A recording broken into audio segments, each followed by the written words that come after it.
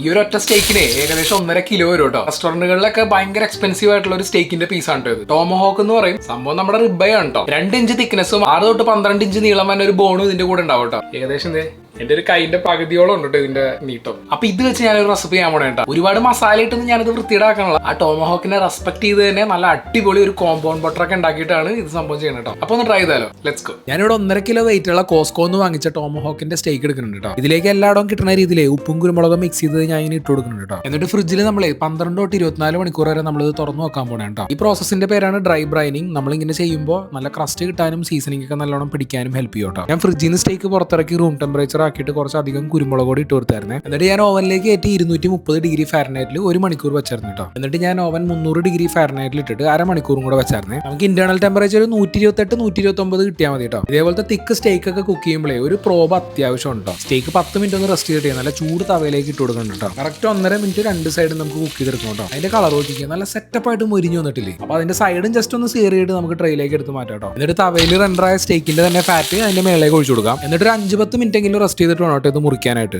ഈ കാണുന്ന ബോണിന്റെ കൂടെ തന്നെ വേണം കേട്ടോ നൈഫ് റൺ ചെയ്യാനായിട്ട്. എന്നിട്ട് ആ ബോൺ അങ്ങോട്ട് കട്ട് ചെയ്ത് മാറ്റിയിട്ട് ഇതിന്റെ നടുവശം ഞാൻ കാണിച്ചു തരാം കേട്ടോ. ഇത് നോക്കിയാൽ നല്ല പെർഫെക്റ്റ് മീഡിയം റെയർ സ്റ്റേക്ക്. ബട്ടർ ഒന്നും ഇടാണ്ട് തന്നെ അതിന്റെ തന്നെ ഫാറ്റിൽ നല്ല ജ്യൂസി ആയിട്ട് തന്നെ ഇരിപ്പുണ്ട് കേട്ടോ. പക്ഷെ നമ്മൾ ഇതിൽ വീണ്ടും ബട്ടർ ഇടാൻ പോണേ കേട്ടോ. ഒരു അടിപൊളി കോമ്പൗണ്ട് ബട്ടർ ഞാൻ ഇതിന് വേണ്ടിയിട്ട് ഉണ്ടാക്കിയിട്ടുണ്ട്. നമ്മളുടെ ടേസ്റ്റ് പാലറ്റിന് ഇഷ്ടപ്പെടുന്ന നമ്മളുടേതായിട്ടുള്ള ലോക്കൽ ഇൻഗ്രീഡിയൻസ് വെച്ചിട്ട് ഉണ്ടാക്കിയ ഒരു കിഡിലും കോമ്പൗണ്ട് ബട്ടർ ആണ് ഇത്. അപ്പൊ അത്രയുള്ള സംഭവം. ഇനി ഒരു പ്ലേറ്റിലേക്ക് ആ ടോമഹോക്കിന്റെ സ്ലൈസുകൾ വെച്ചിട്ട് ആ ബട്ടർ അതിന്റെ മേളിലേക്ക് ഇടണം. ചൂട് കൊണ്ട് തന്നെ മെൽറ്റ് ആയിക്കോളൂ കേട്ടോ. എന്നിട്ട് ഒരു അല്പം ഉപ്പൊന്ന് വെതിരിട്ട് ആ സ്റ്റേക്കും കുറച്ച് ആ ബട്ടറും കൂടെ കൂട്ടിയിട്ട് ഒരു പിടി അങ്ങോട്ട് പിടിക്കണം. എന്റെ മോനെ സ്വർഗം എന്നൊക്കെ പറഞ്ഞോണ്ടല്ലോ അമ്മാതിരി ടേസ്റ്റ് ആയിരുന്നു കേട്ടോ.